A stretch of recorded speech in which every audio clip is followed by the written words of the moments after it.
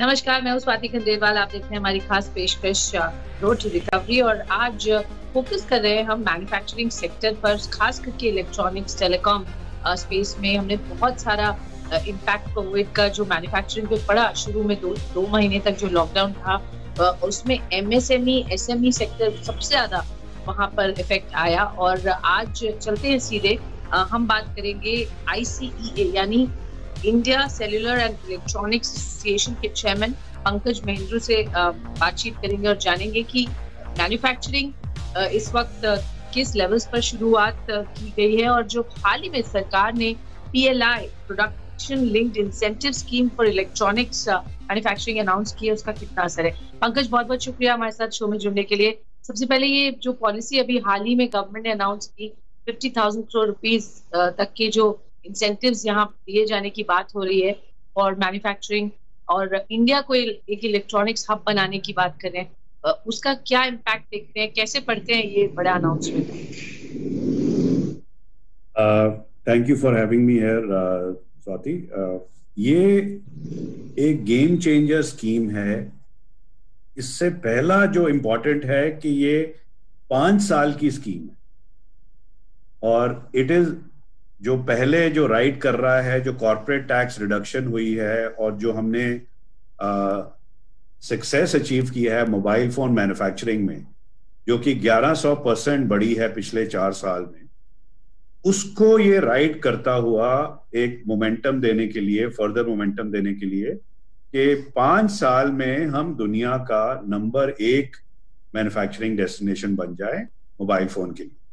आज हम 15% दुनिया के मोबाइल बनाते हैं और चाइना 75% बनाता है और वियतनाम कोई 8-9% बनाता है। ये 3 जो डेस्टिनेशंस हैं ये ज्यादातर मोबाइल बनाती है। तो जाहिर है कि चाइना से मैन्युफैक्चरिंग यहाँ पे शिफ्ट होगी, एडिशनल मैन्युफैक्चरिंग इंडिया में आएगी। तो इस स्कीम से हमारी जो डिसेबिलिटीज हैं, हमारी बिल्ड इन हो गई हैं over the last many decades, उसको ये मिटिगेट करेगा और इससे हमारी जो ट्रेडिशनल थिंकिंग रही है इंपोर्ट सब्स्टिट्यूशन की, वो एक्सपोर्ट्स की तरफ जाएगी। बिकॉज देश बलवान तभी बन सकता है जब वो दुनिया की जो अर्थव्यवस्था है उससे जो शेयर खींच के अपने देश में आए। कोई भी देश अपनी डोमेस्टिक मार्केट पे बलवान नहीं बनता और हमारी डोमेस्टिक मार्केट तो वर्ल्ड की GDP का बहुत छोटा हिस्सा है, 3-3.5% है। तो 3-3.5% से तो बड़ा है 96-97%, ये जाहिर है। और उस थॉट से ये स्कीम तैयार की गई। Okay, fair enough. तो ये इम्पोर्टेंट और लैंडमार्क स्कीम है, आप जैसा कह रहे हैं, और ये बहुत ही पॉजिटिवली हमारे ओवरऑल हमें हेल्प करेगी हब बनने के लिए और हम एक्सपोर्ट भी यहाँ बड़े मात्रा में कर सकते हैं। बट सर, इस वक्त स्थिति कैसी है? What is the situation on ground today? अगर हम मैन्युफैक्चरिंग की बात करते हैं, कितने लेवल्स पर मैन्युफैक्चरिंग शुरू हो गई है फैक्ट्रीज में अक्रॉस डिफरेंट कंपनीज? क्या एक एवरेज आउट होकर आ रहा है? क्योंकि लेबर की शॉर्टेज भी बहुत यहाँ दिख रही है, तो उसके चलते मैन्युफैक्चरिंग कितनी स्टार्ट हो चुकी? स्वाति, हम बिल्कुल देश के साथ हैं। हमने 3 वर्ड्स में एक स्ट्रैटेजी बनाई है, रीस्टार्ट, रिवाइव और रिसर्जेंस। तो रीस्टार्ट का टाइम है मई और जून और उसके बाद रिवाइवल का प्रोसेस है। तो रीस्टार्ट में जाहिर है बहुत सारी तकलीफें हैं।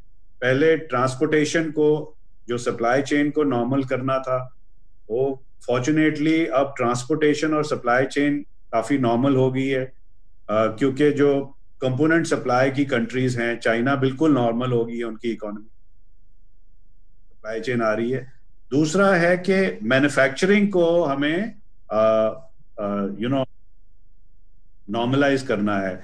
अब वो थोड़ा सा पैचेस में है, कुछ फैक्ट्रीज %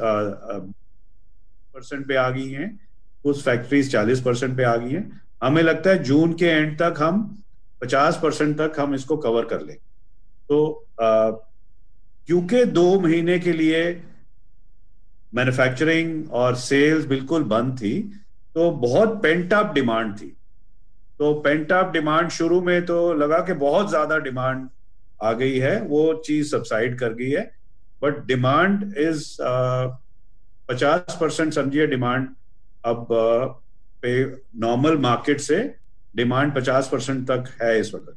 और जनरली इंडस्ट्री अब सप्लाई नहीं कर पा रही है, जो स्पेशली जो एंट्री लेवल स्मार्टफोन है 10-15 हजार रुपए की रेंज में, वो इंडस्ट्री अभी सप्लाई नहीं पूरी तरीके से। तो यहाँ डिमांड अच्छी खासी आ गई है। 50% तक डिमांड आप कह रहे हैं यहाँ आ गई है और इंडस्ट्री अभी सप्लाई नहीं कर पा रही है। जी, एक स्वाति बहुत बड़ा नेगेटिव फैक्टर जो है कि जो जीएसटी बढ़ा दी 50%, वो एक बहुत नेगेटिव फैक्टर कंज्यूमर्स के माइंड में लग रहा है।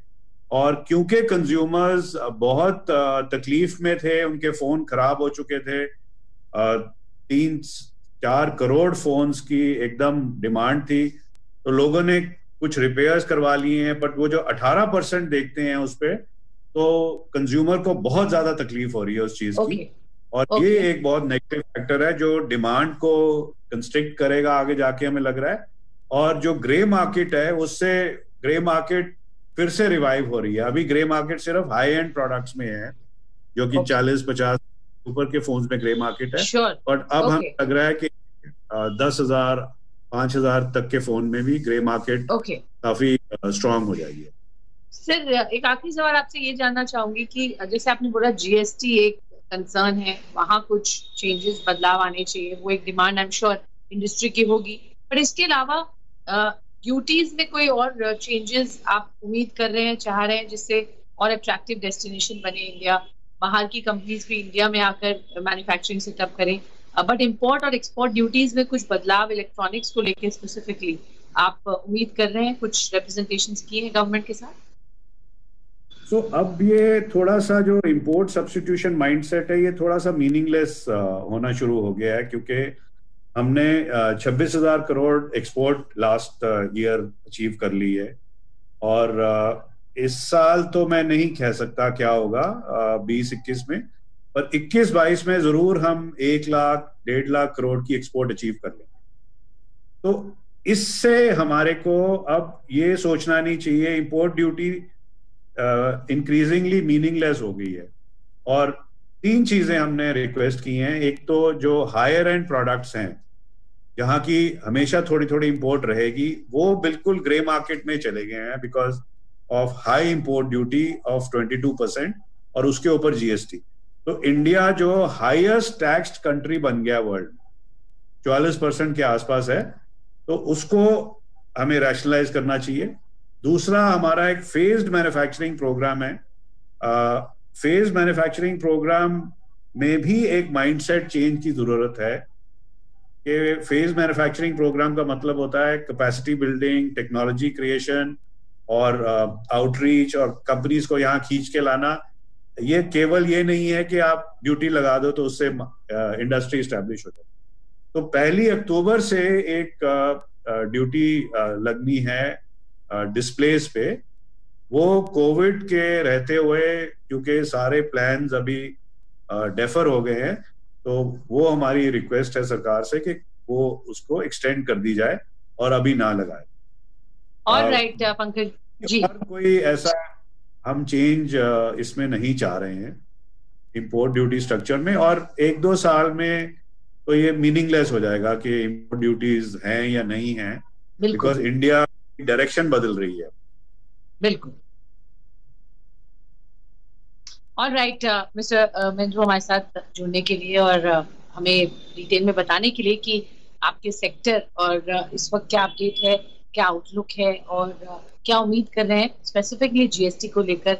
यहाँ सरकार को कुछ जरूर देखना चाहिए डिमांड साइड को एड्रेस करने।